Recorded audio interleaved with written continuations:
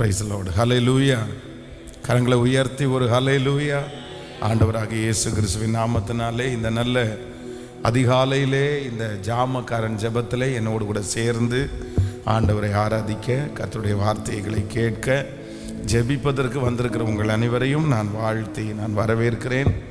ஆண்டவர் நமக்கு பெரிய காரியங்களை கர்த்தர் செய்வாராக. ஆமென். வேதத்தை நம்ம எல்லாரும் திறந்து ஒரு வேத பகுதியை நம்ம வாசிக்க போகிறோம். ஸ்தோத்திரம். 1 தெசலோனிக்கேயர் 4வது அதிகாரத்தினுடைய 2வது வசனத்தை நம்ம வாசிக்க போகிறோம். 1 தெசலோனிக்கேயர் 4ஆம் அதிகாரத்தினுடைய 2வது வசனத்தை வாசிக்கலாமா? 1 தெசலோனிக்கேயர் 4வது அதிகாரம் 2வது வசனம். கர்த்தராகிய இயேசுவினாலே நாங்கள் உங்களுக்கு கொடுத்த கட்டளைகளை அறிந்திருக்கிறீர்களே. அடுத்த வசனம், நீங்கள் பரிசுத்தமுள்ளவர்கள் ஆக வேண்டும் என்பதே தேவனுடைய சித்தமாயிருக்கிறது. அந்தபடி நீங்கள் வேசி மார்க்கத்திற்கு விலகி இருங்கள். இப்பொழுது இன்னொன்று வசனம் வாசிக்கலாம். யாக்கோபு எழுதின நிருபம் 5ஆம் அதிகாரத்தினுடைய 16வது வசனத்தை கூட வாசிக்க போகிறோம். யாக்கோபு எழுதின நிருபம் 5ஆம் அதிகாரத்தினுடைய 16வது வசனம். நீங்கள் சொஸ்தம் அடையும்படிக்கு உங்கள் குற்றங்களை ஒருவருக்கொருவர் அறிக்கையிட்டு ஒருவருக்காக ஒருவர் ஜெபம் பண்ணுங்கள். நீதிமான் செய்யும் ஊக்கமான வேண்டுதல் மிகவும் பலன் உள்ளதா இருக்கிறது. இன்னொரு விஷயம் கூட வாசிக்கலாம். யாக்கோபு 5ஆம் அதிகாரத்தினுடைய 16வது வசனம். நீங்கள் சொஸ்தம் அடையும்படிக்கு உங்கள் குற்றங்களை ஒருவருக்கொருவர் அறிக்கையிட்டு ஒருவருக்காக ஒருவர் ஜெபம் பண்ணுங்கள். நீதிமான் செய்யும் ஊக்கமான வேண்டுதல் மிகவும் பலன் உள்ளதா இருக்கிறது. ஆமென். கர்த்தருடைய பிள்ளைகளே, நீதிமான் செய்யும் ஊக்கமான வேண்டுதல் மிகவும் பலம் உள்ளதா இருக்கிறது. ரொம்ப அழகான வசனம். நீங்கள் சொஸ்தம் அடையும்படிக்கு உங்கள் குற்றங்களை ஒருவருக்கொருவர் அறிக்கையிட்டு ஒருவருக்காக ஒருவர் ஜெபம் பண்ணுங்கள். நீதிமான்கள் செய்யும் ஊக்கமான வேண்டுதல் மிகவும் பலம் உள்ளதா இருக்கிறது. அப்போ ஆண்டவர் நம்முடைய ஜெபத்தை குறித்து அந்த ஜெபம் மிக பலம் உள்ளதா இருக்கிறது அப்படின்னு எழுதியிருக்கிறார். இன்றைக்கு இந்த ஜாமக்காரன் ஜெபத்திலே ஜெபிக்கிற ஒவ்வொரு பிள்ளைகளுக்காக இந்த ஜெபத்தை குறித்து நான் தியானித்து கொண்டிருக்கும் போது ஒரு 3 காரியங்கள் என்னுடைய இருதயத்திலே ஆண்டவர் பேசினார். இன்றைக்கி உங்களோடு கூட பேசி ஒரு சில ஜெப விண்ணப்பங்களுக்காக நம்ம சேர்ந்து நம்ம ஜெபிக்க போகிறோம். ஜெபிக்காததினால் வருகிற சில ஆபத்துகளை குறித்து வேதம் ரொம்ப தெளிவாக நமக்கு சொல்லுகிறது. ஒரு குடும்பத்திலே ஒரு தனிப்பட்ட வாழ்க்கையிலே ஜெபம் இல்லாததுனால பெரிய ஆபத்துகளை நம்ம சந்திக்க நேரிடும். அதனால் ஜெபம் ரொம்ப அவசியமான ஒன்று. இன்றைக்கி நான் கொடுக்க போகிற இந்த செய்தியினுடைய தலைப்பு என்ன அப்படின்னு சொன்னால், நம்ம ஜெபம் பண்ணாமல் இருப்பதனாலே வருகிற சில ஆபத்துகளை குறித்து நம்ம இன்றைக்கி தியானிக்க போகிறோம். ஸோ ரொம்ப சந்தோஷம். ஆண்டவருடைய பிள்ளைகள் எல்லாருமே இந்த திருச்சபையில் இத்தனை 1000 பேர் இருந்தாலும் ஜெபிக்கிறதற்காக முக்கியத்துவம் கொடுத்து நீங்கள் இருக்கிறது எனக்கு ரொம்ப சந்தோஷமாக இருக்கிறது. தொடர்ந்து கண்டிப்பாக நீங்கள் ஜெபியுங்கள். நிச்சயமாகவே ஆண்டவர் இன்னும் பெரிய மகத்தான காரியத்தை நம்முடைய திருச்சபையிலே கர்த்தர் செய்வாராக. அது மட்டும் இல்லை, நமக்கு மட்டும் இல்லை, உங்களுடைய தனிப்பட்ட வாழ்க்கையிலையும் கண்டிப்பாக நீங்கள் ஜெபிக்கிறதுனால ஒரு மகிமையை உங்களுடைய கண்கள் காணும் என்று நான் நம்புகிறேன். எத்தனை பேர் விசுவாசிக்கிறீர்கள்? ஆண்டவர் ஜெபத்துக்கு பதில் கொடுக்கிற கர்த்தர். அப்போது ஆண்டவருடைய பிள்ளைகளே, இன்றைக்கி நிறைய பேர் என்ன கேட்குறாங்கன்னா, ஜெபம் பண்ணாமல் இருக்கிறதுனால என்ன தப்பு? நம்ம ஜெபம் பண்ணி தான் ஆகணுமா? வேதம் சொல்லுகிறது, நம்முடைய ஆண்டவர் நம்முடைய பலவீனங்களை குறித்து வாக்கு கடங்காத பெருமூச்சுகளோடு நமக்காக அவர் வேண்டுதல் செய்கிறார். ஆண்டவர் எனக்காக ஜெபிக்கிறார், பரிசுத்த ஆவியானவர் எனக்காக வேண்டுதல் செய்கிறார். அப்போ நான் ஏன் ஜெபம் பண்ணணும்? நான் ஜெபம் பண்ண வேண்டிய அவசியமே இல்லை அப்படின்னு நிறைய பேர் இன்றைக்கி சொல்லுகிறார்கள். ஆனால் கண்டிப்பாக நம்ம ஜெபிக்கணும் அப்படின்றதுக்கு ஒரு உதாரணத்தை ஒன்று வாசிக்கலாம். முதலாவதாக ஆதியாகமம் 16ஆம் அதிகாரத்தினுடைய 12வது வசனத்தை வாசிக்கலாமா? ஆதியாகமம் 16ஆம் அதிகாரம் 12வது வசனத்தை வாசிக்கும்போது, அவன் துஷ்டனாயிருப்பான், அவனுடைய கை எல்லாருக்கும் விரோதமாகவும் எல்லாருடைய கையும் அவனுக்கு விரோதமாகவும் இருக்கும். தன் சகோதரர் எல்லாருக்கும் எதிராக குடியிருப்பான் என்றார். அப்பொழுது அவள், என்னை காண்பவரை நானும் இவ்விடத்தில் கண்டேன் அல்லவா என்று சொல்லி தன்னோடே பேசின கர்த்தருக்கு நீர் என்னை காண்கிற தேவன் என்று பேரிட்டான். நல்லா கவனிங்க, இந்த சம்பவம் நமக்கு எல்லாருக்குமே நிறைய பேருக்கு தெரிந்த சம்பவம். அப்படின்னா ஆகாரை குறித்து வேதம் சொல்லுகிறது. ஆகாருடைய மகனை குறித்து என்ன சொல்லுகிறது என்றால், ஆண்டவர் பேசும்போது அவன் துஷ்ட மனுஷனாயிருப்பான், அவனுடைய கை எல்லாருக்கு விரோதமாகவும் எல்லாருடைய கையும் அவனுக்கு விரோதமாகவும் இருக்கும், தன் சகோதரருக்கு எல்லாருக்கும் எதிராக குடியிருப்பான் என்றார். அப்படின்னா ஆகார் ஆபிரகாம் என்கிற மனிதனாலே அவர்கள் கர்ப்பம் தரிக்கிறாங்க. தன்னுடைய வீட்டில் அவங்களால இருக்க முடியலை. சாராயால் இப்போ துரத்தப்படுகிறார்கள். இப்போ குழந்தை இறக்குற சூழ்நிலையில் இருக்குது. அப்போ அந்த இடத்துல தான் ஆண்டவர் அந்த குழந்தையினுடைய எதிர்காலத்தை குறித்து சொல்லுகிறார். நீ உன்னுடைய குழந்தைக்கு ஒரு எதிர்காலம் இருக்குது, அந்த எதிர்காலம் ரொம்ப நல்ல எதிர்காலமாக இல்லை. ஆண்டவர் இந்த மாதிரி சில குழந்தைகளுக்கு ஆண்டவர் சொன்னதே இல்லை. நிறைய குழந்தைகள் பிறக்கும் போது ஆண்டவர் அந்த குழந்தைகளை குறித்து அவன் இப்படி இருப்பான், இந்த மாதிரி ஆசீர்வாதமாக இருக்கும் அப்படின்லாம் சொல்லியிருக்கார். ஆனால் இந்த மனுஷனை குறித்து, இந்த ஆகாருடைய மகனாகிய இஸ்மவேலை குறித்து வேதம் சொல்லுகிறது, அவன் துஷ்டனாயிருப்பான், அவனுடைய கை எல்லாருக்கும் விரோதமாகவும் இருக்கும், எல்லாருடைய கையும் அவனுக்கு விரோதமாக இருக்கும் அப்படின்னு ஆண்டவர் சொல்றாரு. ஆனால் இந்த ஆகார் என்ன பண்ணலைன்னா, அதை குறித்து எந்த யோசனையுமே இல்லாமல் இந்த ஆகார் செய்த ஒரு மிகப்பெரிய தவறு என்ன அப்படின்னா, தன்னுடைய மகனுக்கு தீங்கு நடக்கிறது, தன்னுடைய மகன் எதிர்காலத்தில் ஒரு நல்ல வெற்றியான வாழ்க்கை வாழலை, தன்னுடைய மகனை குறித்து கேட்கிற செய்தி நல்லதல்ல அப்படின்னு கேள்விப்பட்டதுக்கு பிற்பாடு கூட தேவ சமூகத்திலே அப்படி ஒரு பிள்ளை எனக்கு வேண்டாம் ஆண்டவரே, நீங்கள் தராதீங்க, நான் எப்படி அந்த பிள்ளையை நான் வளர்த்துவேன், நீங்கள் பிறக்கும் போதே துஷ்டனா ஒரு பிள்ளை பிறப்பான்னு சொல்கிறீங்களே, இல்லை வேண்டாம், நீங்கள் எனக்கு இதை மாற்றுங்க. ஒருவேளை இந்த ஆகார் அந்த இடத்துல தன்னுடைய மகனுக்காக ஜெபித்திருப்பார்களே ஆனால் நிச்சயமாக இன்றைக்கு இஸ்மவேலுடைய சன்னதி ஆண்டவருக்கு ஒரு பெரிய சாட்சியான சன்னதியாக மாற்றப்பட்டிருக்கும். எத்தனை பேர் ஆமோதிக்கிறீர்கள்? நீங்கள் ஒரு வசனத்தை கூட வாசிக்க போகிறோம், எடுத்துக்கொள்ளலாம். நீங்கள் 1 நாளாகமம் நீங்கள் 4ஆம் அதிகாரத்தினுடைய 9வது வசனத்தை வாசிக்கலாமா? 1 நாளாகமம் 4ஆம் அதிகாரம் 9வது வசனத்தை வாசிக்கலாம். யாபேஸ் தன் சகோதரர்களை பார்க்கலும் கனம் பெற்றவனாயிருந்தான். அவன் தாய் தான் துக்கத்தோடே அவனை பெற்றேன் என்று சொல்லி அவனுக்கு யாபேஸ் என்று பெயரிட்டாள். யாபேஸ் இஸ்ரவேலின் தேவனை நோக்கி, தேவரீர் என்னை ஆசீர்வதித்து என் எல்லையை பெரிதாக்கி உமது கரம் என்னோடு இருந்து தீங்கு என்னை துக்கப்படுத்தாதபடிக்கு அதற்கு என்னை விலக்கி காத்தருளும் என்று வேண்டிக் கொண்டான். அவன் வேண்டிக் கொண்டதை தேவன் அருளினார். அவன் வேண்டிக் கொண்டதை தேவன் அருளினார். எல்லாரும் சொல்லுங்க பார்க்கலாம். அவன் வேண்டிக் கொண்டதை தேவன் அருளினார். எல்லாம் நல்ல கவனமா என்ன கவனிங்க ஆண்டவருடைய பிள்ளைகளே. இந்த இடத்துல 2வது என்ன சம்பவம் வாசிக்கிறோம் அப்படின்னு சொன்னா, ஏற்கனவே பிறக்கும் போது ஒரு மனுஷன் சாபத்தோடு பிறக்கிறான். பிறக்கும்போது இந்த பிள்ளை துஷ்டனா இருப்பான் அப்படின்ற அந்த செய்தி கேட்டு அமைதியாக இருக்கிற தாய். ஆனால் இந்த இடத்துல இன்னொரு பிள்ளை இருக்குது, யாபேஸ் அப்படின்ற பிள்ளை. இந்த பிள்ளையும் சேம் அதே போல தான். தன்னுடைய தாய் அவனை சந்தோஷத்தோட பெற்றெடுக்கல, அவனை துக்கத்தோட பெற்றெடுத்து கசப்பான ஒரு வாழ்க்கை.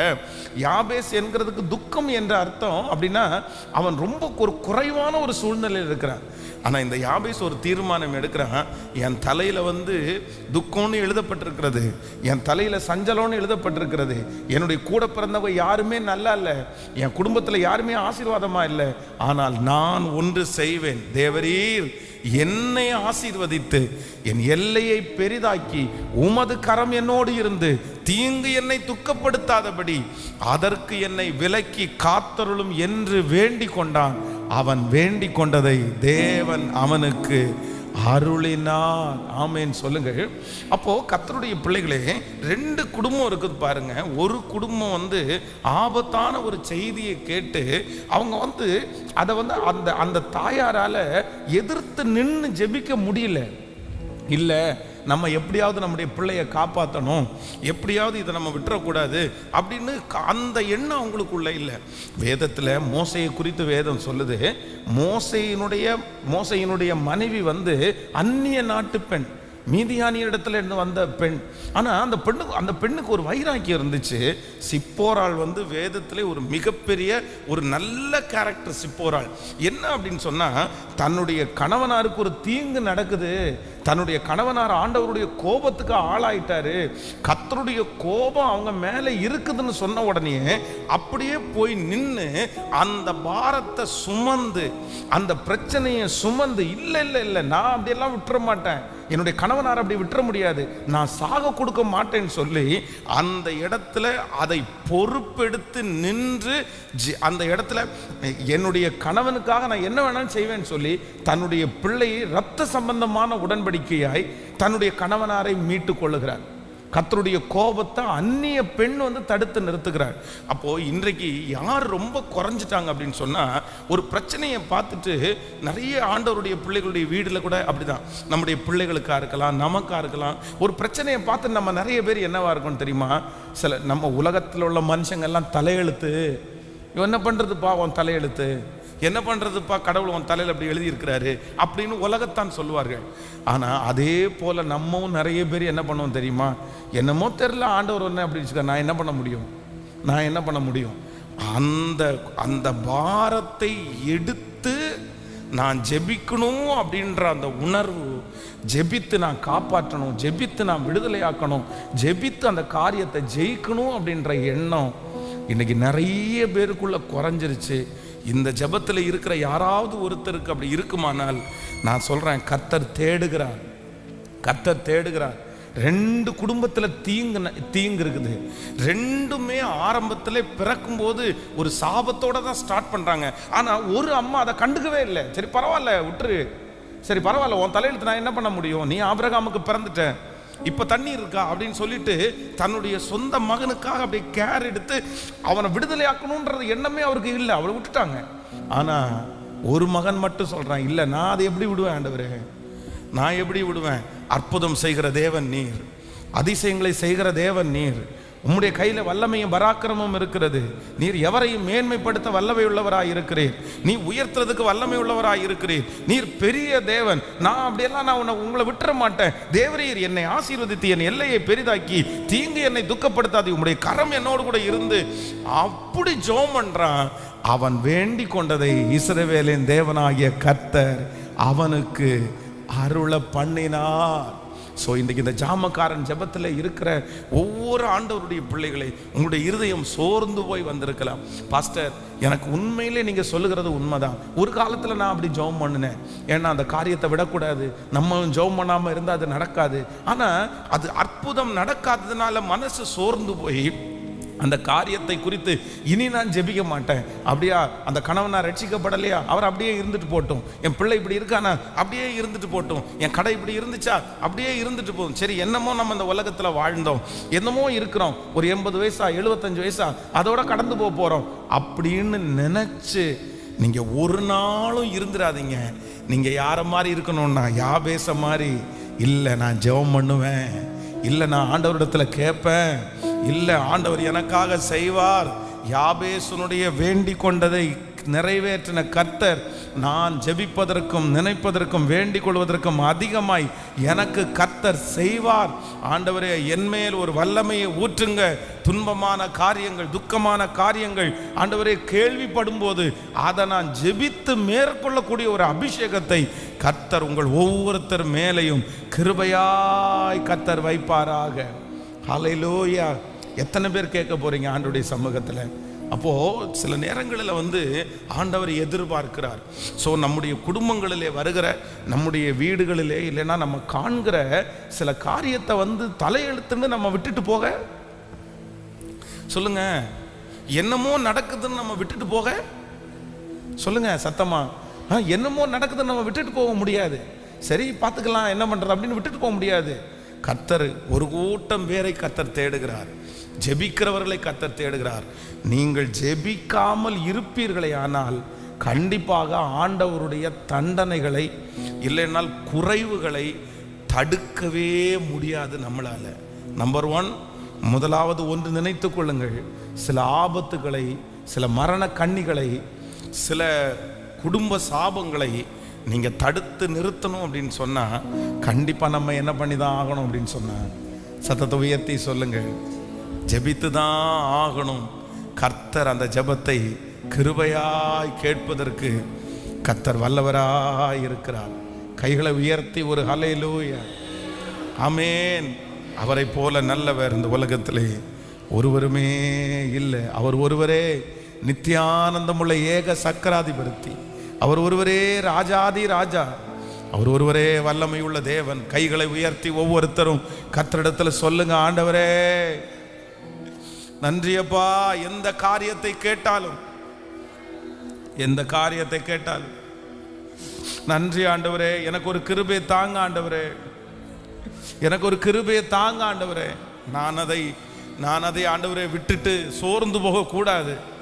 இல்லை, அந்த காரியத்தில் நான் ஜெயிக்கணும். அந்த காரியத்தை கர்த்தர் எனக்காக செய்து முடிப்பதற்கு ஒரு ஜெப வல்லமையை கர்த்தர் எனக்கு தரப்போகிறதற்காக உமக்கு நன்றி அப்பா. ஹல்லேலூயா. கைகளை அசைத்து ஒரு ஹல்லேலூயா சொல்லுங்க. இன்னும் ஒரு 2 சம்பவத்தை உங்களுக்கு நான் சொல்கிறேன். இப்போ வேதத்தில் நீங்கள் ஒரு வசனத்தை வாசிக்கலாம். 1 ராஜாக்களின் புஸ்தகம் 15ஆம் அதிகாரத்தினுடைய 23வது வசனத்தை வாசிக்கலாமா? 1 ராஜாக்கள் 13ஆம் அதிகாரம் 23வது வசனம். ஆசாவின் மற்ற எல்லா வர்த்தமானங்களும் எல்லா வல்லமைகளும் அவன் செய்த யாவையும் அவன் கட்டின பட்டணங்களின் வரலாறுகளும் யூதாவினுடைய ராஜாக்களின் நாளாகம புஸ்தகத்தில் அல்லவோ எழுதியிருக்கிறது. அவன் முதிர் வயதான காலத்தில் அவனுடைய கால்களில் வியாதி கண்டிருந்தது. 1 ராஜாக்கள் 15ஆம் அதிகாரம் 24. அடுத்து 25வது வசனத்தை கூட வாசிக்கலாம். யூதாவின் ராஜாவாகிய ஆசாவின் 2ஆம் வருஷத்திலேயே ரெகோபியாவின் குமாரனாகிய நாதாப் இஸ்ரவேலின் ராஜாவாகிய 2 வருஷம் இஸ்ரவேலின் மேல் ராஜ்யபாரம் பண்ணினான். அடுத்த வசனம் கூட வாசிக்கலாம். அவன் கர்த்தருடைய பார்வைக்கு பொல்லாப்பானதை செய்து தன் தகப்பன் வழியிலும் அவன் இஸ்ரவேலை பாவம் செய்ய பண்ணின அவனுடைய பாவத்திலும் நடந்தான். இன்னொரு வசனத்தை கூட வாசிக்கலாம். நீங்கள் எரேமியாவின் தீர்க்கதரிசி புஸ்தகம்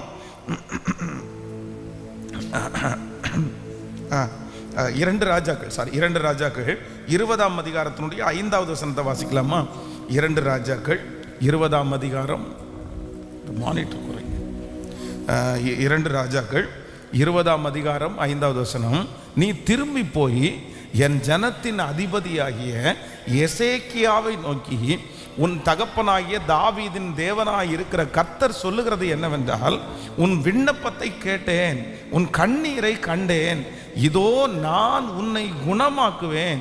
3ஆம் நாளிலே நீ கர்த்தருடைய ஆலயத்திற்கு போவாய். கவனிங்க ஆண்டவருடைய பிள்ளைகளே, இங்கே 2 ராஜாக்களை பார்க்கிறோம். ஒன்று ஆசா ராஜா, இன்னொன்று எசேக்கியா ராஜா. 2 பேருமே ராஜாக்கள். அப்போ 2 பேருமே இவருடைய ஆரம்பத்தில் ஆண்டவரோடு நடந்தவர்கள், ஆண்டவருக்காக பெரிய சேவை செய்தவர்கள். ஆனால் இந்த ஆசா ராஜா என்ன நடக்குது அப்படின்னு சொன்னால், இவன் கொஞ்சம் ஆண்டவரை விட்டு வழி விலகி போன உடனே ஒரு வியாதி வருது, காலில் ஒரு வியாதி வருது. இந்த கால்களிலே அவனுக்கு வியாதியை ஆண்டவர் எதற்கு அனுமதித்தார் அப்படின்னு சொன்னால், இந்த வியாதியிலே அவன் செத்துறணுன்றதுக்காக அனுமதிக்கல, இந்த வியாதியில் அவன் எழும்பக்கூடாதுன்றதுக்காக அனுமதிக்கல. அவன் ஏற்கனவே செஞ்ச தவறுக்காக, பனிஷ்மெண்ட்டுக்காக ஆண்டவர் இந்த வியாதியை அனுமதிக்கல, காலில் வியாதியை அனுமதிக்கல. ஆண்டவர் இந்த கால்களில் வியாதியை எதுக்கு அனுமதிச்சார் அப்படின்னு சொன்னா, இப்போது என் ஆசான்ற பையன் என்ன மறுபடியும் தேடுவானா? அப்போ ஒன்று நினைத்துக் கொள்ளுங்கள், நம்முடைய வாழ்க்கையிலே சில கஷ்டங்களை ஆண்டவர் நமக்கு அனுமதிக்கிறார் அப்படின்னு சொன்னா, ஆண்டவர் நம்ம செஞ்ச பாவத்திற்கு நமக்கு ஆண்டவர் பழி வாங்குறாரு நம்ம நினைச்சிடக்கூடாது. நம்ம ஆண்டவரை தேடணும்னு சொல்லி தான் அனுமதிப்பார் ஒரு ராஜா. ஆனால் இவன் என்ன பண்றாரு அப்படின்னு சொன்னா, தன்னுடைய கால்களிலே வியாதியை கண்டு மரணத்திற்கு ஏதுவாய் இருந்தாலும் இவன் யாரை தேடல?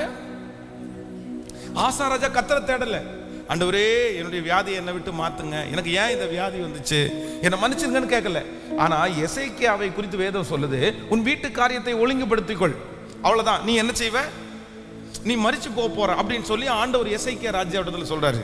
ஆனா எசேக்கியா ராஜா என்ன சொல்றாரு அப்படின்னு சொன்னா, சுவர்புறமாய் திரும்பி, இல்லை ஆண்டவரே எப்படி என்ன நீங்கள் எப்படி இருவீங்க, நான் இப்போ நான் சாகிறதுக்கு நான் விரும்பலை, நான் ரொம்ப சின்ன வயசாக இருக்கிறேன், எனக்கு இன்னும் ஆயுசு நாட்களை பெருக பண்ணணும் அப்படின்னு அப்படியே சுவர்புறமாய் திரும்பி ஜெபித்த உடனே வேதம் சொல்லுகிறது, ஒரு ஊழியக்காரனை அனுப்பி நீ திரும்பி போய் என் ஜனமாகிய எசேக்கியாவை நோக்கி, உன் தகப்பனாகிய தாவீதின் தேவனாய் இருக்கிற கர்த்தர் சொல்லுகிறது என்னவென்றால், உன் விண்ணப்பத்தை கேட்டேன், உன் கண்ணீரை கண்டேன், இதோ உன்னை நான் குணமாக்குவேன், 3ஆம் நாளிலே நீ கர்த்தருடைய ஆலயத்திற்கு போவாய் என்றார். ஆமேன் சொல்லுங்க பார்க்கலாம். அப்போ இந்த 2 மனுஷங்களுடைய வாழ்க்கையிலையும் பார்த்தீங்க அப்படின்னு சொன்னா, நம்முடைய வாழ்க்கையிலே சோதனைகளும் பாடுகளும் பிரச்சனைகளும் வரும்போது ஒன்று மட்டும் நினைத்து கொள்ளுங்கள், அதை நாம் விட்டுறணும் விட்டுறணும் விட்டுறணும் அப்படின்னு சொல்லி உங்க மனசு ஒருவேளை சொல்லி கொண்டே இருக்கலாம். யாரோ ஒருத்தரிடத்துல ஆண்டவர் பேசி கொண்டே இருக்கலாம், பாஸ்டர் ஏறக்குறைய நான் விட்டுட்டேன், இல்லை அப்படின்னா இப்போ கூட நீங்க சொல்லலாம், நான் விட்டுறேன், நான் இனி ஜெபிக்க மாட்டேன், நான் எதுக்கு போய் நான் ஜெபம் பண்ண போகிறேன், என் பிள்ளைக்காக நான் ஜெபிச்சு நான் விட்டுறேன், இனி அவங்கவுங்க இஷ்டம் போல் வாழட்டும், அவங்கவுங்க இஷ்டம் போல் இருக்கட்டும், அவங்களுக்கு இன்னும் என்ன பிரியமோ அதை பண்ணட்டும் அப்படின்னு சொல்லி நம்ம என்ன பண்ண முடியும்? நம்ம ஒரு ஆளாக போராடி என்ன பண்ண போகிறது? நம்ம அழுது என்ன பண்ண போகிறது? நம்முடைய அழுகைக்கு தான் ஒரு மதிப்பும் இல்லையே, நாளுக்கு நாள் நமக்கு வீணாய் தானே போகுது. ஆனால் ஆண்டவர் உங்களை தட்டி கொடுத்து மறுபடியும் உங்களை பலப்படுத்துகிறார். இல்லை இல்லை, நிச்சயமாகவே முடிவு உண்டு, உன் நம்பிக்கை வீண் போகாது. கர்த்தர் அந்த ஜெபத்துக்கு பதில் கொடுக்க போகிறார். கர்த்தர் உங்களை ஜெபிக்க வைக்கிறாரே, ஆனால் அந்த காரியங்கள் கண்டிப்பாக நடக்கும். அதற்காக உத்தரவாதம் எடுக்கிற அபிஷேகத்தை கர்த்தர் உங்க மேல வச்சிருக்கிறார். அதற்காக நீங்க தான் உத்தரவாதம் எடுக்கணும். அதை நீங்க மாற்றுகிறதற்கு கர்த்தர் உங்களுக்கு பலன் தர போகிறார். எல்லாரும் விடுகிறது போல நீங்க விட்டுற முடியாது. ஏனென்றால் நீங்கள் கர்த்தருடைய பிள்ளைகள், நீங்கள் ஜாமக்காரர்கள், நீங்கள் ஜெபிக்கிறவர்கள். உங்கள் நிமித்தம் அந்த அற்புதம் நடக்க வேண்டும் என்று கர்த்தர் எதிர்பார்க்கிறார். ஆண்டவரை எதிர்பார்க்கிறார். ஆண்டவரால் ஆகாதது என்று ஒன்றுமே இல்லை. ஹல்லேலூயா. எத்தனை பேர் விசுவாசிக்கிறீர்கள்? அதான் திருநெல்வேலியில் நான் இந்த சம்பவத்தை உங்களுக்கு சொல்லியிருக்கேன் அப்படின்னு நினைக்கிறேன். திருநெல்வேலியில் தன்னுடைய கணவனாருடைய ரட்சிப்புக்காக ஒரு அம்மா எத்தனையோ ஜெபம் பண்ணியும் அற்புதமே நடக்கலை. அப்போ ஒரு நாள் ரொம்ப சோர்ந்து போய் மனசு உடஞ்சி போய், ஆண்டவரே என்ன இப்படி அப்படின்னு சொல்லிட்டு தன்னுடைய பிள்ளையும் மகளும் ஆலயத்துக்கு கிளம்பி போகும்போது இந்த கணவனார் துக்கம் தாங்க முடியாமல் வீட்டில் தூக்கு மாட்டிக்கிட்டார் சூசைட் பண்ணுறதுக்காக.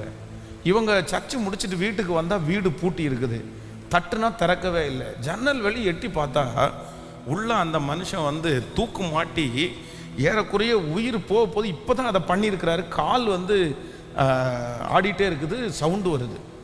இந்த அம்மா மக 2 பேரும் போய் சேர்ந்து அந்த கதவை உடைச்சு உள்ளே போய் இந்த புள்ள காலை கட்டி பிடிச்சி மேலே தூக்கும்போது அம்மா ஏறி அந்த கயிறை அத்து ஏறக்குறைய 3/4 வயசு உயிர் போயிருச்சு.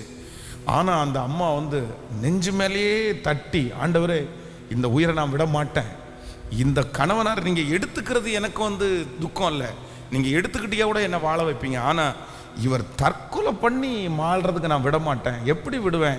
நீங்கள் இவரை ரட்சித்தே ஆகணும். இத்தனை நாள் நான் ஜெபம் பண்ண ஜெபம் வீணாக போயிருமா? இவரை எப்படி நான் நரகத்துக்கு விடுவேன்? இவரை தொற்றுங்க, இவருக்கு மறுபடியும் உயிர் வரட்டும் அப்படின்னு அவருடைய நெஞ்சு மேலேயே தட்டி அழுது ஜெபம் பண்ணி அவ்வளோதான் 2-3 நிமிஷத்துலேயே அந்த மனுஷனுடைய உயிர் திரும்ப இன்றைக்கு திருநெல்வேலியில் ஒரு திருச்சபையில் ஒரு பாஸ்டருடைய உடன் ஊழியராக அவர் ஜாயின் பண்ணி குடும்பமாய் ஆண்டவருக்காக ஒரு ஊழியத்தை செய்வதற்கு கர்த்தர் பெரிய கிருபை பாராட்டி இருக்கிறார். அப்போ ஆண்டவருடைய பிள்ளைகளை ஜெபிக்காமல் இருப்போமே, ஆனால் சில நன்மைகளை நம்ம அனுபவிக்கவே முடியாது, சில பிரச்சனைகளை நம்மளால தடுக்கவே முடியாது. ஸோ நம்பர் 1, முதல்ல இந்த ஜாமக்காரன் ஜெபத்தில் எல்லாரும் கேட்க போகிறோம். கண்டும் காணாதவனாய் அல்ல, கேட்டும் கேளாதவனாய் அல்ல, அதற்காக உத்தரவாதம் எடுக்கக்கூடிய கிருபையை கர்த்தர் எனக்கு தருவீராக. எத்தனை பேர் ஆமோதிக்கிறீர்கள்? உத்தரவாதம் எடுங்கள். ஜெபத்தை கேட்கிற கர்த்தர் நமக்கு பெரிய காரியங்களை கர்த்தர் செய்வார். நான் உங்களுக்கு சொல்லுகிறேன், அடிக்கடி நான் சொல்கிறேன், இந்த திருச்சபையினுடைய இடம் ஒரு பெரிய சாட்சின்னு உங்களுக்கு தெரியும். உண்மையிலே ஆண்டவருடைய பிள்ளைகளே, இந்த பகுதியில் நம்ம ஆன்லைனில் இருக்கிற நிறைய பேருக்கு தெரியாது, நான் உங்களுக்கு தெரியும். இந்த பகுதியிலே நம்முடைய திருச்சபையில் இருக்கிற இந்த ஜனங்களை வைத்து கண்டிப்பாக சொல்கிறேன், ஒரு 3 சென்ட் கூட நம்மளால் என்ன பண்ண முடியாதுன்னா கண்டிப்பாக பர்ச்சேஸ் பண்ணவே முடியாது, கண்டிப்பாக முடியவே முடியாது. சரி இல்லை, ஆனால் உண்மையிலே எத்தனையோ 1000 பேர் என்ன பண்ணுறாங்கன்னா, இல்லை ஆண்டவரே இந்த பட்டணத்தில் ஒரு இடம் எங்களுக்கு வேண்டும். அப்படியே ஒழுகிட்டே இருக்கும்போது கொஞ்சம் பேர் ஜெபம் பண்ணுவாங்க, அப்படியே இடிஞ்சு விழும்போது நிறைய பேர் ஜெபம் பண்ணுவாங்க. அப்படியே உத்தரவாதம் எடுத்து இல்லை இந்த ஏரியாவில் எத்தனையோ விக்கிரகத்தை ஆராதிக்கிற கோயில்கள் இருக்குப்பா, உங்களை ஆராதிக்கிறதுக்கு இல்லையேப்பா. இந்த மாதிரி உத்தரவாதம் எடுத்து ஜெபம் பண்ணதுனால இன்னைக்கு நம்முடைய கண்களுக்கு முன்பாக கர்த்தர் எவ்வளவு மகிமையை காணும்படியாய் கர்த்தர் உதவி செய்திருக்கிறார். நம்முடைய திருச்சபை ஒரு மிகப்பெரிய சாட்சி, ஒரு மிகப்பெரிய சாட்சி. உண்மையிலே என்னுடைய காதுகள் கேட்க நிறைய பேர் சொல்லியிருக்கிறாங்க, அவ்வளோதான், நீங்க ஏமாத்தி தான் வாங்கினா எப்படி வாங்கணுமாமா? இந்த இடத்த சர்ச்சுக்காரங்க வாங்குறதா இருந்தால் ஏமாத்தி தான் வாங்கணும், காசு கொடுக்காம வேணா வாங்கிட்டு போவாங்க அப்படின்னு. ஆனால் நான் ஜெபித்த ஜெபம், நான் இல்லை ஆண்டவரே ராஜ யோக்கியமாக அந்த இடத்த வாங்கணும். அவங்க பேசி ஃபைனல் பண்ணி 5 ரூபாய் எக்ஸ்ட்ரா கொடுத்து கர்த்தருக்கு நீங்கள் கொடுக்குறீங்க அப்படின்னு சொல்லணுமே தவிர 5 ரூபா கம்மி பண்ணுங்கன்னு சொல்கிற அளவுக்கு கர்த்தர் வச்சுக்க வேண்டாம். ஆனால் ஆண்டவர் எவ்வளவு நல்லவர் அல்லவா, எத்தனை நல்லவர் அல்ல. இந்த சாட்சிகளை எல்லாம் கர்த்தர் எதற்கு நம் முன்பாக வைத்திருக்கிறார் என்றால், உன் ஜெபத்தை கேட்கிறேன், உன் கண்ணீரை காண்கிறேன் என்கிறதற்கு ஒரு மிகப்பெரிய அடையாளமாய் தான். ஓ ஹalleluya, உங்கள் ஜெபத்திற்கு பதில் உண்டு என்கிறதற்குடைய சாட்சியை கர்த்தர் எழுப்பி இருக்கிறார். மேகம் போன்ற இத்தனை திரளான சாட்சிகள் நம்மை சுற்றி நெருங்கி நிற்க பாரமான யாவற்றையும் உதறி தள்ளிவிட்டு விசுவாசத்தை துவக்கிறவரை பார்த்து, ஆண்டவரே நான் இந்த காரியத்தை பார்த்து சும்மா இருக்க மாட்டேன், நான் ஜெபிப்பேன், கர்த்தர் எனக்கு ஜெயத்தை கொடுக்க வல்லவராய் இருக்கிறார். உங்க பிள்ளையினுடைய தீமையை பார்க்கும்போது நீங்க திறப்புல நில்லுங்க. உங்க ஜெபம் கண்டிப்பாக உங்க பிள்ளையை திரும்ப கொண்டு வரும். கர்த்தர் அந்த பிள்ளையை சந்திப்பார், அந்த அற்புதம் நடக்கும். காற்றையும் காண மாட்டாய், மழையையும் பார்க்க மாட்டாய், ஆனாலும் உன் பள்ளத்தாக்கை தண்ணீரால் நிரப்ப பண்ணுகிற கர்த்தர் நம்மோடு கூட இருக்கிறார். எல்லாருடைய கரங்களையும் தட்டி அந்த ஜெப வலிமை, அந்த ஜெப மேகம், ஸ்தோத்திரம் ஸ்தோத்திரம், எங்கள் மேல் கிருபையாய் இறங்குவதாக, எங்கள் மேல் கிருபையாய் இறங்குவதாக. கர்த்தர் நல்லவர். ஹல்லேலூயா. ஜபாவி ஊற்றுமையா, ஜெபிக்கணும் ஜெபிக்கணுமே, ஜபாவி ஊற்றுமையா, ஜெபிக்கணும் ஜெபிக்கணுமே. ஹல்லேலூயா. எப்பவுமே ஆண்டவரை பாருங்களேன். ஆண்டவர் ஒரு சோதனையை பார்க்கும்போது அதை செய்யாம எங்கேயுமே திரும்பி போனதே இல்லை. 2 குருடர்கள் தாவீதின் குமாரனே எனக்கு இறங்கும் என்று கத்துக்கிறார்கள். உடனே நீ கத்திட்டே இருப்பா அப்படின்னு சொல்லிட்டு ஆண்டவர் போகல. ஆனா சுற்றி இருக்கிறவங்க எல்லாரும் என்ன சொல்றாங்க அப்படின்னு சொன்னா, எதுக்குடா கத்திட்டு கிடக்குறீங்க, விடுங்கடா அப்படின்றாங்க. ஆனா ஆண்டவர் என்ன பண்றாரு அப்படின்னு சொன்னா, இல்ல நான் இந்த இடத்துல வந்திருக்கிறேன்ல, கத்துனாங்கல்ல, கண்டிப்பா அதுலேருந்து ஒரு விடுதலை கொடுத்து தான் அனுப்பேன். நம்முடைய ஆண்டவருடைய பெரிய கேரக்டர் என்ன அப்படின்னு சொன்னா, ஒரு தீமைன்ற ஒன்று அங்க நடக்குது அப்படின்னு சொல்லி அவர் அந்த இடத்துல அவைலபிளா இருந்தாருன்னா அதை கண்டிப்பா சரி பண்ணாம அந்த இடத்தை விட்டு அவர் போகவே மாட்டார். காணா ஒரு கல்யாண வீட்டில் திராட்சரசம் குறைவுபட்ட போது அங்க இருக்கிற ஆண்டவருக்கு மட்டுமா சொன்னாங்க, எல்லாருக்குமே தெரிஞ்சு திராட்சரசம் இல்லை அப்படின்னு சொல்லி. ஆனா அங்க இருக்கிற ஒவ்வொருத்தரும் என்ன பண்றது, ஏப்பா கொஞ்சம் எக்ஸ்ட்ரா பண்ண வேண்டியது தானே, ஆள் கூப்பிட்டு உங்களுக்கு திராட்சரசம் அது நிறைய பேருக்கு திட்டுனாங்க, நிறைய பேர் கிண்டல் பண்ணாங்க. ஆனா இயேசு மட்டும் அங்க என்ன பண்ணாருன்னா, முந்தின ரசத்தை பார்க்கலாம் பிந்தின ரசத்தை கர்த்தர் டேஸ்ட் உள்ளதா கொடுத்தார். அப்போ அந்த உத்தரவாதத்தை ஆண்டவர் எடுக்கிறாரு, அவர் விட்டுறல்ல. நம்மளும் என்ன பண்ணணும் அப்படின்னு சொன்னா, கண்டிப்பாக உத்தரவாதம் எடுக்கணும். பாருங்க, இது ரத்னபுரியில் ஒரு சிஸ்டர் திருமணமாகிறதுக்கு முன்பாக காலேஜ் படிக்கும்போது ஒரு சின்ன பலவீனம் வயிற்றுக்குள்ள ஒரு ஆப்ரேஷன், அதை உள்ள ஒரு ஆப்ரேஷன் சரீரத்தில் நடக்கும்போது அந்த கர்ப்பப்பை டியூப் ஒன்று கட் பண்ணி எடுத்துட்டாங்க. அப்போ அப்போவே ஒரு ஒரு 2 டியூப் இருக்குன்னு நினைக்கிறேன். அது ஒரு டியூப்பை எடுத்துட்டாங்க. அப்போ குழந்தை பிறக்கிறதுக்கு ரொம்ப அதே போல் கல்யாணம் ஆகி ஒரு 4 இயர்ஸ் பார்த்தீங்கன்னா குழந்தையே இல்லை.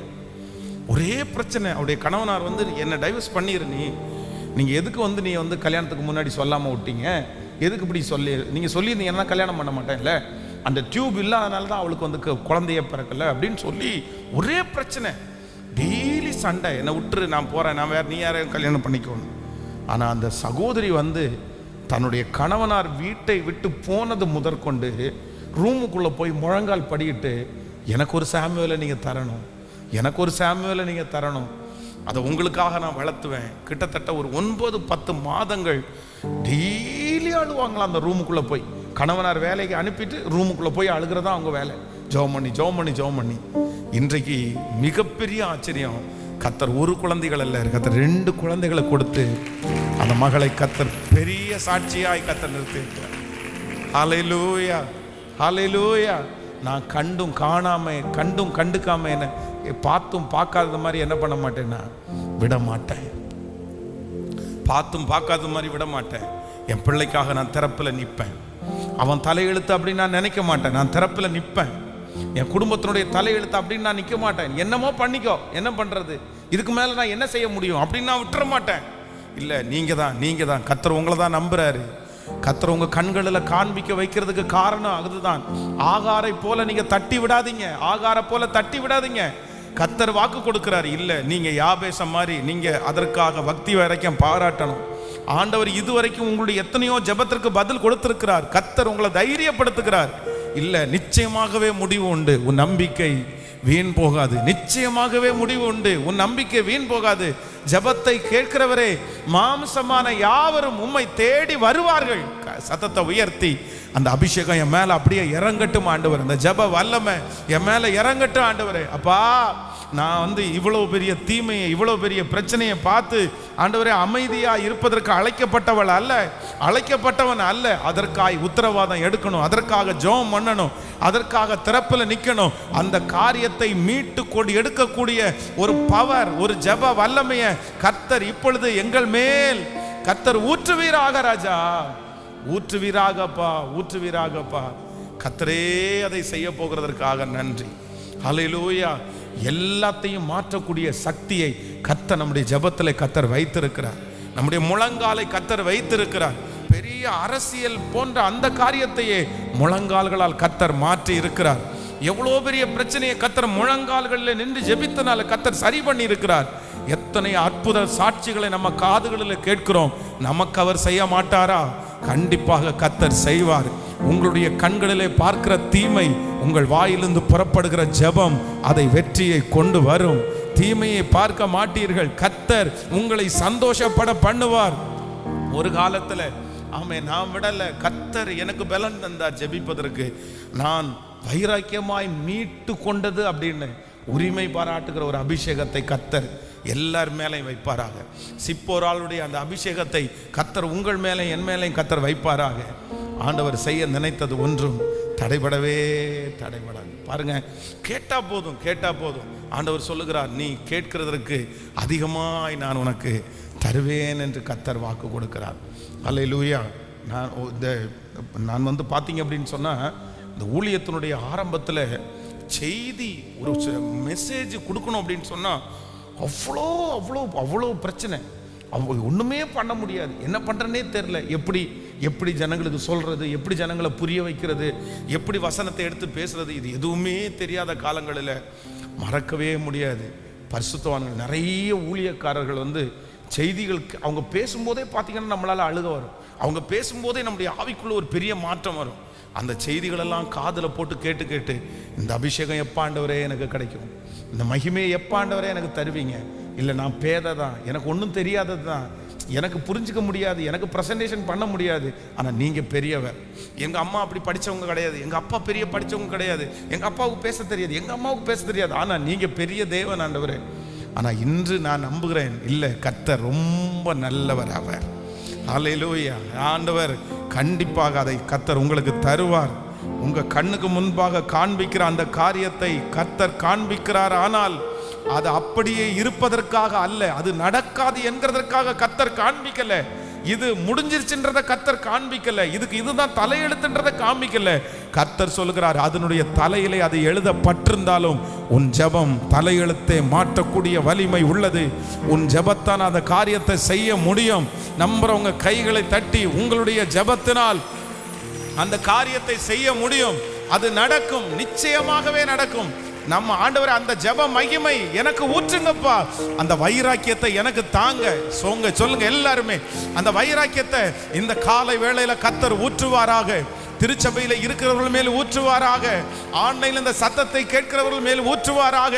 இயேசுவே, இப்பொழுது விசுவாசத்தோடு அந்த ஜெபத்தை ஏறெடுப்பதற்கு ஒரு மகிமை ஒவ்வொரு பிள்ளைகள் மேலும். ஸ்தோத்திரம், ஸ்தோத்திரம், ஸ்தோத்திரம். ஒவ்வொருவர் மேல் அந்த வாஞ்சையை கர்த்தர் பிரதிபலிக்க பண்ணுவாராக. ஆமென். தடைகளை உடைக்கிறவர் உங்களுக்கு முன்னே கடந்து போவாராக. ஹல்லேலூயா.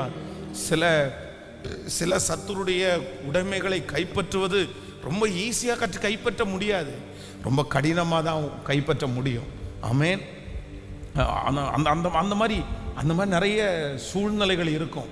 அதெல்லாம் ஜெபம் பண்ண கர்த்தருடைய பிரசன்னத்தினால் மலைகள் பர்வதங்கள் மெழுகு போல உருகி போகும். ஆமென். இந்த இடத்தை குறித்து நிறைய பேருக்கு தெரியும். இந்த ஏரியா எவ்வளோ மோசமான ஏரியா, இந்த காம்பவுண்டு எவ்வளோ மோசமான காம்பவுண்டு. இந்த இடத்துல ஒரு கிணறு இருக்குது. அந்த கிணறுல பார்த்தீங்க அப்படின்னு சொன்னால் பயங்கரமான விக்கிரகங்கள் எல்லாம் அங்கே தான் கிடக்குது. எத்தனையோ பூஜைகள் எல்லாம் இங்கே பண்ணப்பட்டது. அவ்வளவு இதனுடைய சரித்திரம், இதனுடைய பின்னணி எல்லாம் ரொம்ப வித்தியாசமானது. ஆனால் நான் நம்புகிறேன், இங்கே ஜெபம் பண்ண அவருடைய பிரசன்னம் வர வர வர வர ஒரு பெரிய வெளிச்சமே இந்த ஏரியாவுக்கு இப்போ வந்துச்சு. உண்மையிலே நான் சொல்ல போனால், என்றைக்கு இந்த திருச்சபை இந்த இடத்துல வந்துச்சோ அன்றைக்கு தான் இந்த ரோட்டுக்கு ஒரு வெளிச்சம் வந்துச்சு. இந்த இடத்துல இருக்கிற அந்தகார கிரியைகள் நிறைய அழிக்கப்பட்டதே இந்த திருச்சபை இந்த இடத்துல ஸ்தாபிக்கப்பட்டு இந்த இடத்துல ஒரு ஜெப மேகம் வந்ததுக்கு பிற்பாடு தான் இது நடந்துச்சு. அதனால நான் நம்புறேன், சோர்ந்தே போகாதீங்க. கர்த்தரிடத்துல வல்லமையை மட்டும் கேளுங்க. எதுக்கு கேளுங்க அப்படின்னு சொன்னா, ஆண்டவரே, நான் சோர்ந்து போகாம நின்று ஜெபிக்கக்கூடிய அந்த பவரை மட்டும் எனக்கு தாங்க ஆண்டவரே அப்படின்னு கேளுங்க. ரொம்ப ஸ்ட்ரெஸ் எடுத்துக்காதீங்க. அப்படின்னா ரொம்ப அப்படியே உடஞ்சு போய் மனசை இது பண்ணி எனக்கு ஜெபம் அப்படியெல்லாம் யோசிக்காதீங்க. நீங்க வைராக்கியத்தோட ஜெபம் பண்ணுங்க. உங்களுக்கு சோர்வு இருக்கக்கூடாது, வைராக்கியம் மட்டும்தான் இருக்கணும். அந்த வைராக்கியத்தோட நில்லுங்க. நான் நம்புறேன், கர்த்தர் அதை திசை திருப்ப பண்ண வல்லவராக இருக்கிறார். அதனுடைய தலையெழுத்தை மாற்றுவதற்கு கர்த்தர் வல்லவராக இருக்கிறார். அவரால் செய்ய முடியாத அதிசயமான காரியம் என்று ஒன்றும் இல்லவே இல்லை. ஆமென். ஸோ நம்பர் 2, இரண்டாவதாக ஒரு காரியத்தை கூட நம்ம வாசிக்க போகிறோம்.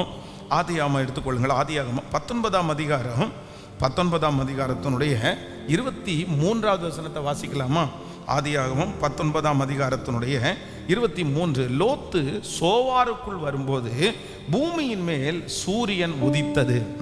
அப்பொழுது கர்த்தர் சோதோமின் மேலும் கொமோராமின் மேலும் கர்த்தராலே வானத்திலிருந்து கந்தகத்தையும் அக்னியையும் வர்ஷிக்க பண்ணி அந்த பட்டணங்களையும் அந்த சமபூமி அனைத்தையும் அந்த பட்டணங்களில் எல்லா குடிகளையும் பூமியின் பயிரையும் அழித்து போட்டார். நீங்கள் ஆதியாகமம் 18ஆம் அதிகாரத்துக்கு வாங்களேன். 18ஆம் அதிகாரத்தினுடைய 28வது வசனத்தை வாசிக்கலாமா? ஆதியாகமம் 18வது அதிகாரத்தை எடுத்துக்கொள்ளுங்கள். ஆதியாகமம் 18ஆம் அதிகாரத்தினுடைய 28வது வசனம். ஒருவேளை 50 நீதிமான்களுக்கு 5 பேர் குறைந்திருப்பார்கள். அந்த 5 பேர் நிமித்தம் பட்டணத்தையும் அழிப்பீரோ என்றான்.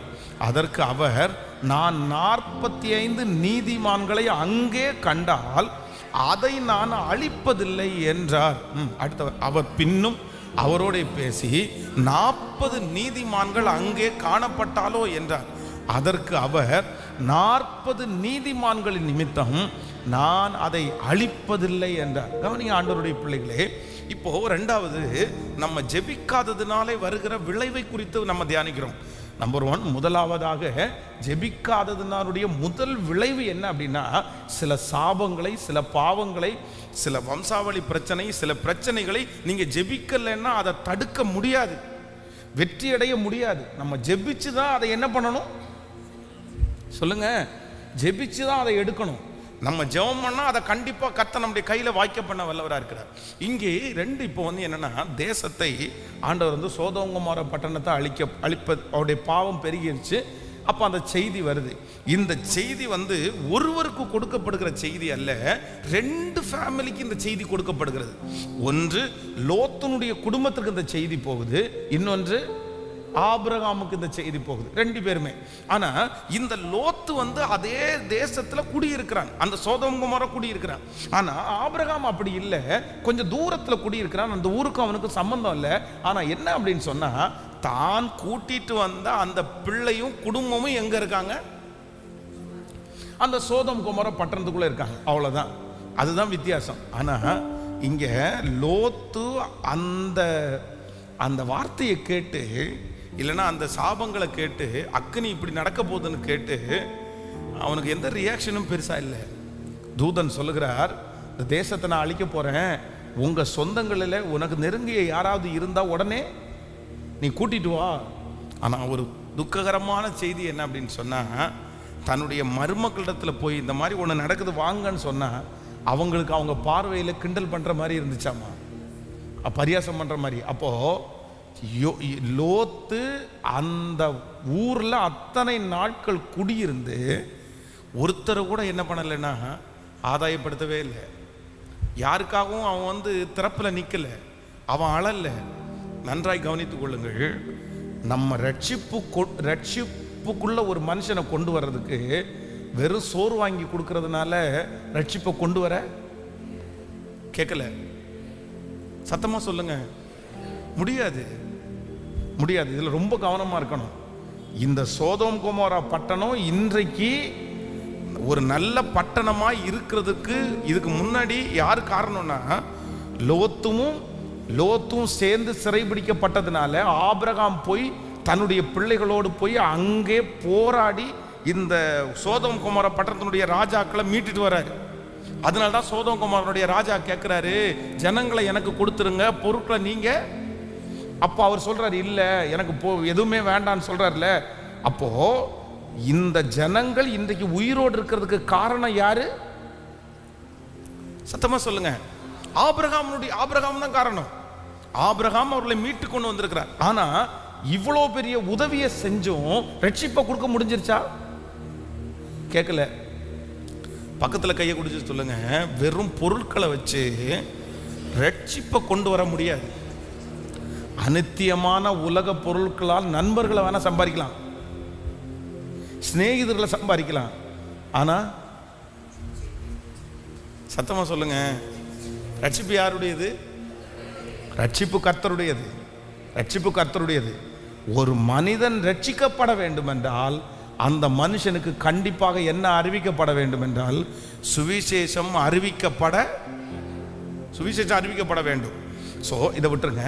இப்போ இந்த ரெண்டு குடும்பத்திலையும் லோத்து வந்து அதை குறித்து ஒரு பெரிய ஃபீலே பண்ணிக்கல, அதை பெருசா யோசிக்கவே இல்லை. சரி பாராள விட்டுருப்பா, என்ன பண்ண முடியும். ஆனா ஆபிரகாம் அப்படி இல்லை. ஆண்டவரே, துன்மார்க்கரோட சேர்ந்து நீதிமான்களையும் அழிப்பது உமக்கு தூரமா இருப்பதாக, சர்வலோகத்தின் நியாயாதிபதி நன்மை செய்யாதிருப்பாரோ? உடனே ஆண்டவர் வந்து ஆபிரகாமோட பேசுறாரு, சரிப்பா நீ சொல்றது மாதிரியே நான் வரேன், 50 நீதிமான்களை பண்டால் அந்த தேசத்தை நான் என்ன பண்ண மாட்டேன், அழிக்க மாட்டேன். ஆனா லோத்தினிடத்துல பார்த்து என்ன சொல்றாரு அப்படின்னு சொன்னா, உன் பிராணன் தப்ப மலைக்கு ஓடிப்போ, இந்த சமபூமி எங்கும் நில்லாதே அப்படின்னு ஆண்டவர் சொல்றாரு. அவ்வளவு ஒரே வார்த்தை முடிஞ்சு. உடனே இந்த லோத்து என்ன பண்றான் அப்படின்னா, அவ்வளவு தூரம் அந்த மலைக்கு ஓடி போக என்னால தீங்கு என்னை தொடரும், அதனால சரி பரவாயில்ல இந்த பக்கத்துல உள்ள மலைக்கு போட்டுமா, சரி போ அப்படின்னு. இதுல என்ன நடக்குது அப்படின்னு சொன்னா, ஜெபிக்காத ஒரு மனுஷனால ஆண்டவரிடத்துல ரொம்ப நேரம் பேசுறதற்கு கூட அவனால முடியல. நீங்க ஒன்று நினைத்துக் கொள்ளுங்கள், யாரோட ஆண்டவர் பேசுவார் தெரியுமா? இதே ஆபிரகாம் வந்து இந்த மலைக்கு ஓடி போன்னு கேட்டிருந்தா கண்டிப்பா ஆண்டவர் என்ன பண்ணிருப்பாரு, வேணாப்பா, அது ரொம்ப தெளிவா பேசியிருக்க முடியும். ஆனா லோத்து ஜெபமே பண்ணாததுனால ஆண்டவருடைய சத்தம் அவனை காப்பாற்றுவதற்கு தான் கேட்கப்பட்டுச்சே தவிர ஆண்டவர் ஒவ்வொன்றிலையும் A to Z அவனோட என்ன பண்ணலைன்னா கர்த்தர் பேசவே இல்லை. உங்களோட என்னோடையும் கர்த்தர் எப்படி பேசணும் அப்படின்னு சொன்னா, ஒரு சைடு அல்ல, ஒரு காரியத்தை அல்ல. ஆண்டவரே, என் வாழ்க்கையில் உள்ள சகல காரியத்திலையும் எனக்கு யாருடைய ஆலோசனை வேண்டும் என்றால் அது கர்த்தருடைய ஆலோசனை எனக்கு சொல்ல. யாரோட ஆண்டவர் பேசுவாரு? யாரோட ஆண்டவர் பேசுவாரு? யாரு ஜெபிக்கிறதுக்கு முக்கியத்துவம் கொடுக்குறீங்களோ உங்களோட ஆண்டவர் என்ன பண்ணுவார் அப்படின்னு சொன்னா, சத்தமா சொல்லுங்க, கண்டிப்பா ஆண்டவர் உங்களோட பேசுவார். கர்த்தர் உங்களோட பேசுவார். நீங்க அப்படியே சத்தத்தை கேட்க முடியும். கர்த்தர் உங்களுக்கு பதில் கொடுப்பார். நீங்க 5 டைம் கூப்பிட்டாலும் கர்த்தர் பதில் கொடுப்பார். நீங்க 100 டைம் கூப்பிட்டாலும் பதில் கொடுப்பார். ஆனா ஜெபத்துக்கு இன்ட்ரெஸ்ட் இல்லாத ஒரு மனுஷனிடத்துல அவனை தப்பு வைக்கிறதுக்கு ஆண்டவர் முயற்சி எடுக்கலாம். ஆனா ஆண்டவர் அதோட சரி உங்க காரியம் முடிஞ்சுப்பா, நீ போயிருப்பா, நான் நம்புகிறேன், எனக்கு ஒரு நெருக்கம் வேண்டும். ஆண்டவரே, ஜெபத்தினால நான் நிரப்புங்க. ஆண்டவரே, உங்க சத்தத்தை நான் டெய்லி ஒவ்வொன்றிலையும் கேட்கணும். கையை உயர்த்தி சொல்லுங்க, ஆண்டவரே உங்க சத்தத்தை நான் கேட்கணும். ஆண்டவரே, முழு பலத்தோடு ஆண்டவரே, நன்றியப்பா, நன்றியப்பா, நன்றியப்பா, நன்றியப்பா. கர்த்தர் கிருபையை தாருங்க ஆண்டவரே, கர்த்தர் கிருபையை தாருங்க ஆண்டவரே, கர்த்தர் கிருபையை தாங்க ஆண்டவரே. ஸோ நம்பர் 3, மூன்றாவது ஒரு 5 மினிட்ஸில் உங்களுக்கு ஜெபித்து நான் முடித்து ஒரு 15 நிமிஷத்தில் உங்களுக்கு நம்ம முடிச்சிட போகிறோம். எஸ்தரின் புஸ்தகம் 4ஆம் அதிகாரத்தினுடைய 14வது வசனத்தை வாசிக்கலாம். எஸ்தரின் புஸ்தகம் 4ஆம் அதிகாரம் 14வது வசனம். எஸ்தரின் புஸ்தகம் 4ஆம் அதிகாரத்தினுடைய 14. இந்த காலத்தில் நீ மௌனமாய் இருந்தால் யூதருக்கு சகாயமும் ரட்சிப்பும் வேறு ஒரு இடத்திலிருந்து எழும்பும். அப்பொழுது நீயும் உன் தகப்பன் வீட்டாரும் அழிவீர்கள். இப்படிப்பட்ட காலத்திற்கு உதவியாயிருக்கும்படி உனக்கு ராஜ்யம் மேன்மை கிடைத்திருக்கலாமே, யாருக்கு தெரியும் என்று சொல்ல சொன்னான். கவனிங்க, என்ன எல்லாரும் பாருங்க. இப்போ 3ஆவதாக இந்த இடத்துல எஸ்தர் ராஜாத்திக்கு முன்பாக அவருடைய தேசமே இப்போ அழிஞ்சு போறது மாதிரி ஒரு சம்பவம் கொடுக்கப்பட்டிருக்கிறது. ஒரு பெரிய பிரச்சனை உண்டாயிருக்கிறது. அப்போ எல்லாருமே அவங்கவுங்க அமைதியாயிட்டாங்க.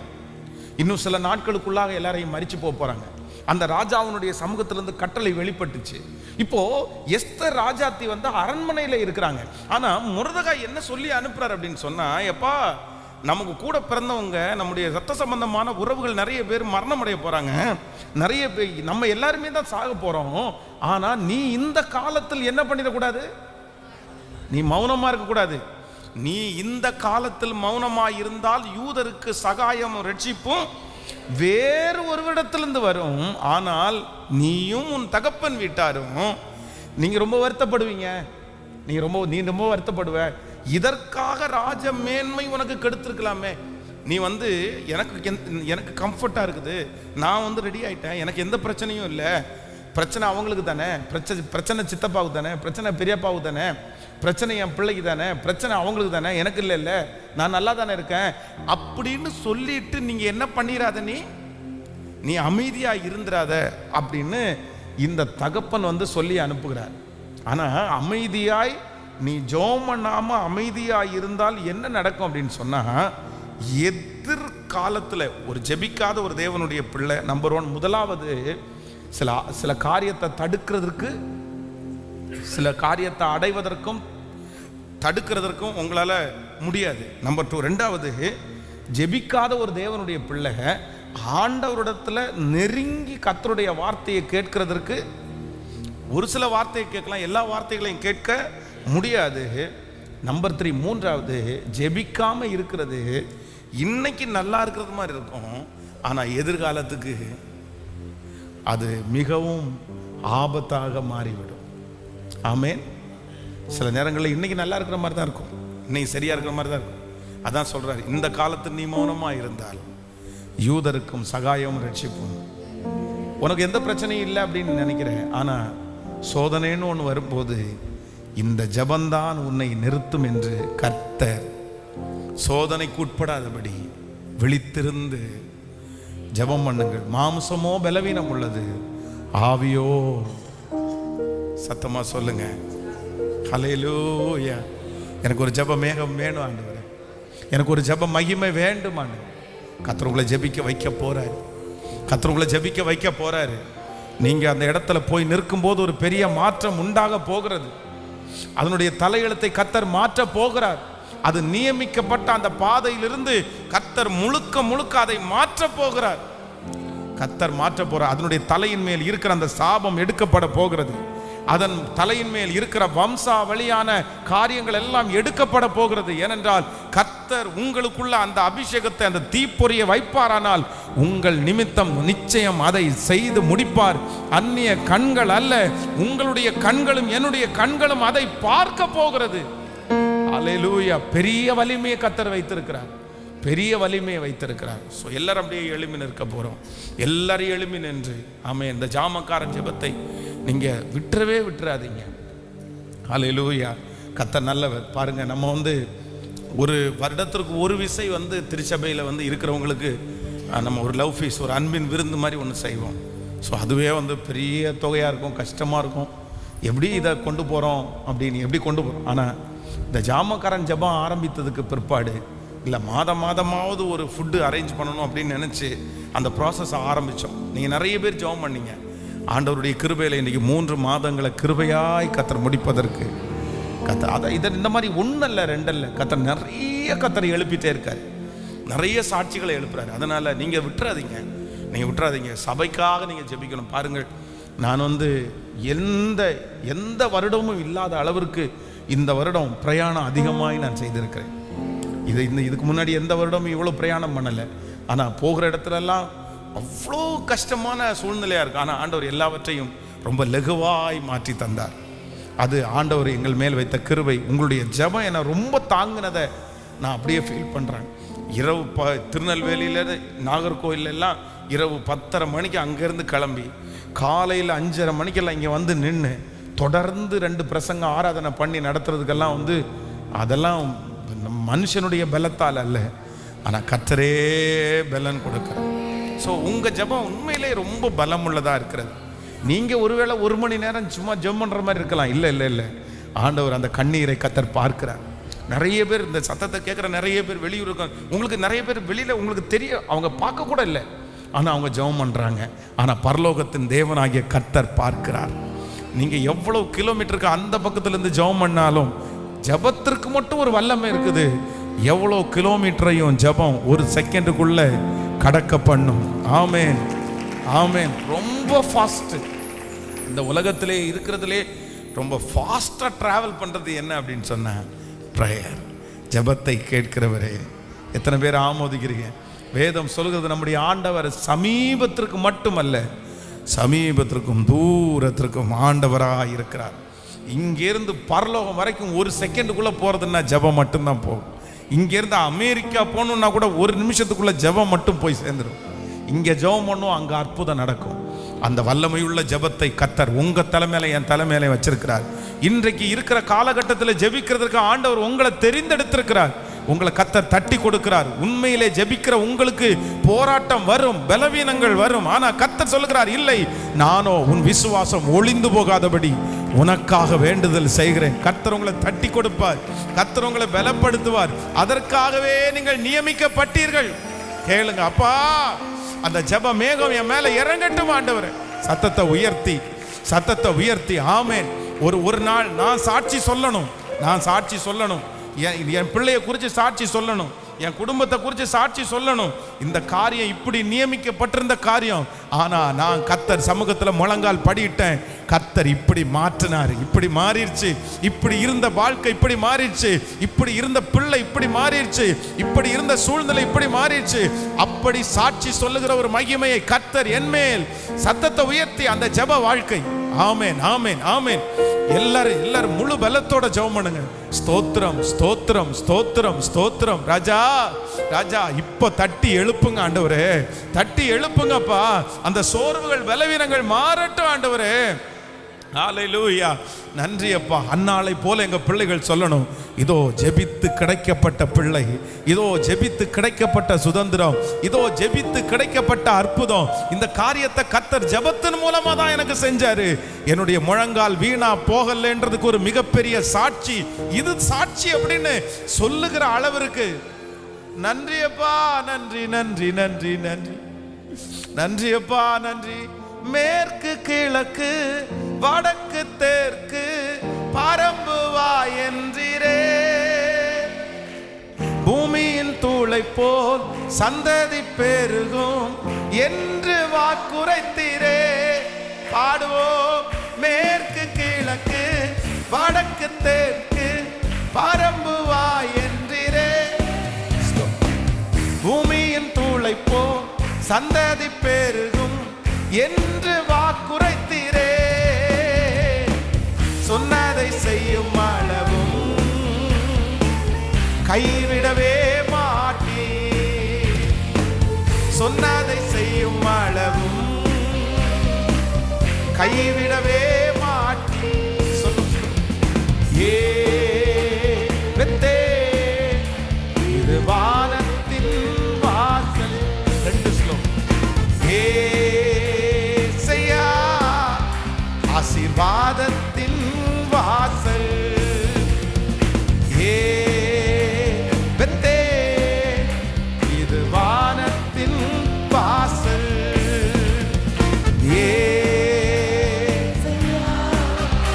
ஆசீர்வாதத்தின் வாசல். பாடோ.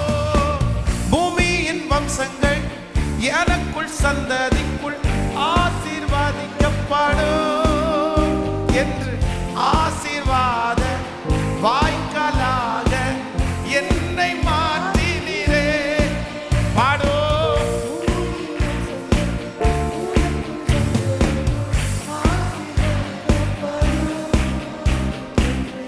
ஆசீர்வாத வாய்க்காலாக என்னை மாற்றினீரே. சொன்னதை செய்யும் அளவும் என்னை கைவிடவே மாட்டீ. சொன்னதை செய்யும் அளவும் என்னை கைவிடவே மாட்டீ. கைகளை மேல தட்டி. ஏ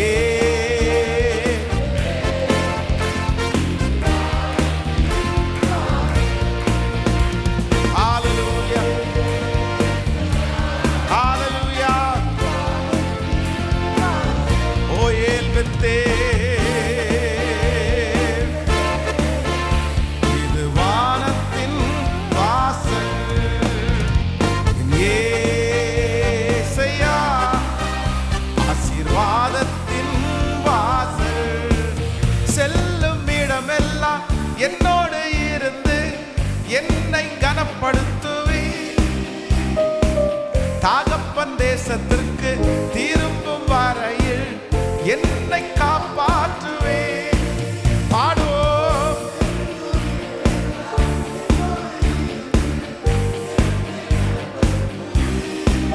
ஹல்லேலூயா.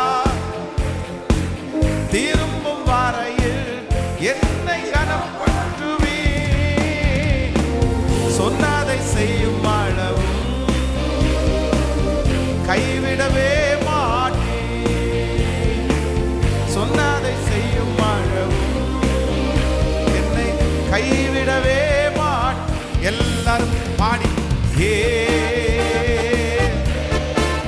கிருபப்பா கிருபப்பா கிருபப்பா கிருபப்பா. ஹல்லேலூயா. ஏல் பெத்தே இது வானத்தின் வல்லமை ஊற்றப்படுவதாக. உம்முடைய மகிமை ஊற்றப்படுவதாக. உம்முடைய மகிமை ஊற்ற.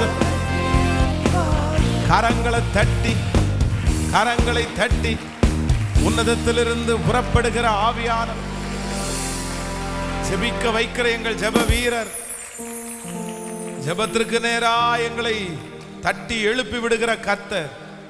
நம்முடைய கம்ஃபர்ட் திருச்சபையினுடைய ஊழியம் பரவி பாய்கிற ஆறை போல இந்த காலத்தில் கர்த்தர் வைத்திருக்கிற இந்த காலத்தில் ஒரு பெரிய எழுப்புதலுக்கு விதையிடக்கூடிய ஒரு திருச்சபையாய் மாறும்படியாக இது வெறும் கோயம்புத்தூர் பட்டணத்திற்கு மட்டுமல்ல, உலக நாடுகளுக்கே ஆசீர்வாதமான ஒரு ஊழியமாய் மாறும்படியாக லட்சக்கணக்கான ஜனங்களை இந்த ஊழியத்தின் நிமித்தமாய் கர்த்தர் சந்திக்கும்படியாய், லட்சக்கணக்கான கோடிக்கணக்கான ஜனங்களை இந்த ஊழியத்தின் மூலமாய் கர்த்தர் ஆசீர்வதிக்கும்படியாய் இது ஒரு பரவி பாய்கிற ஆறை போல மாற வேண்டும். இது போகிற இடமெல்லாம் சஞ்சரிக்கும். இது போகிற இடமெல்லாம் இருக்கிற ஜீவராசிகள் உயிர் பிழைக்கும். அதே போல இந்த ஆலயத்திலிருந்து பேசப்படுகிற வார்த்தைகள், ஆராதனைகள் அத்தனையும் நிறைய மரித்து போனவர்களை கூட உயிரோடு எழுப்புகிற அளவிற்கு, ஆமென், கர்த்தருடைய வல்லமை புறப்படும்படியாய் இந்த கம்ஃபர்ட் சர்ச் ஊழியத்தின் மூலமாய் கர்த்தருடைய நாம மகிமைப்படும்படியாய் எல்லாரும் சத்தத்தை உயர்த்தி இதற்கு விரோதமாய் போராடுகிற எல்லா அந்தகார கிரியைகளும் மாறட்டும். சத்துருடைய முயற்சிகள் ஒன்றுமில்லாமல் போகட்டும். விரோதமாய் எழும்புகிற எல்லா கிரியைகளும் அழிக்கப்படட்டும். சத்தத்தை உயர்த்தி ஆமேன், ஆமேன். அப்பா, இந்த ஊழியத்தை கர்த்தர் இப்பொழுது கனப்படுத்துவீராக. இது ஒரு பரவி பாய்கிற ஆறை போல மாறுவதாக. வலதுபுறத்திலும் இடதுபுறத்திலும் இடங்கொண்டு பெருகுவதாக. இதன் மூலமாய் ஊழியர்கள் எழும்பட்டும். ஆண்டவரே, உம்முடைய வருகை வரைக்கும் இந்த ஊழியம் பெரிய ஊழியமாய் மாற்றப்படுவதற்கு கர்த்தர் அந்த கிருபையை தரப்போகிறதற்காய் கரங்களை தட்டி கர்த்தரை மகிமைப்படுத்த தேங்க்யூ ஜீசஸ். இந்த ஊழியத்தில் கூட இந்த ஊழியம் செய்கிற பிள்ளைகளை கர்த்தர் ஆசீர்வதிக்கும்படியாய், இந்த ஊழியத்தை தாங்குகிற பிள்ளைகள் பல இடங்களிலே இருக்கிறார்கள். அவர்களை கர்த்தர் ஆசீர்வதிக்கும்படியாய் எல்லாரும் கரங்களை தட்டி கர்த்தரை ஸ்தோத்திரம் பண்ணி, ஆண்டவரே, இந்த ஊழியத்தை தாங்குகிற இந்த ஊழியத்திற்காய் ஜெபி கொடுக்கிற உம்முடைய பிள்ளைகளை கர்த்தர் நடத்துவீராக. ஆமென், ஹல்லேலூயா. கைகளை உயர்த்தி ஹல்லேலூயா. ஸோ ரொம்ப சந்தோஷம் உங்களை மீட் பண்ணது. இன்னைக்கு காலையில் அதிகாலையில் நிறைய பேர் வேலைகள் இருந்தாலும் எல்லாத்தையும் ஒதுக்கி இந்த ஜெபத்துக்கு நீங்கள் ஆன்லைன்லேயும் நேரடியாக வந்ததுக்கு நன்றி. தொடர்ந்து நீங்கள் ஜெபியுங்கள்.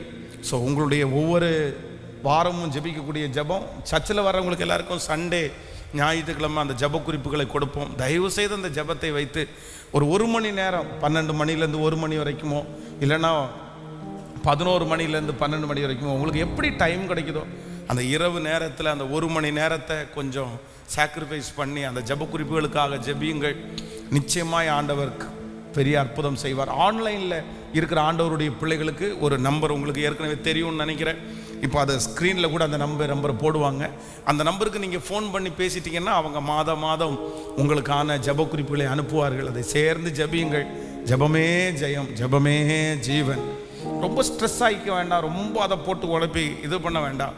ஆண்டவர் ஆனால் நம்ம விசுவாசத்தோட வைராக்கியத்தோடு ஜெபிப்போம். ஆண்டவர் பெரிய அற்புதங்களை கர்த்தர் செய்வாராக. ரொம்ப சந்தோஷம். இன்று உடனே மத்தியானத்துக்கு மேலே நான் திரும்பவும் நாளைக்கு மயிலாடுதுறையில் ஒரு வாலிபர் கூடுகையில் பேசுகிறேன். அதற்காக ஜெபியுங்கள். அது முடித்த உடனே அடுத்து ஃபாஸ்டிங் ப்ரேயர் முடித்த உடனே அகைன் வள்ளியூரில் சனிக்கிழமை மீட்டிங், அது முடித்த உடனே சண்டே இங்கே மீட்டிங், திருப்பி மண்டே அகைன் வெளியூர் போகிறேன். அதனால் அதுக்காக ஜெபியுங்கள். ஆண்டவர் பெரிய அற்புதத்தை கர்த்தர் செய்வாராக. ஆண்டவரே, உம்முடைய பிள்ளைகள் ஒவ்வொருவருக்காக ஜெபிக்கிறேன். ஆண்டவரே, திருச்சபையில் இதோ காலையில் நிற்கிற பிள்ளைகளுக்காக ஜெபிக்கிறேன். ஆன்லைனில் ஆண்டவரே இந்த சத்தத்தை கேட்டுக்கொண்டிருக்கிற பிள்ளைகளுக்காக ஜெபிக்கிறேன்.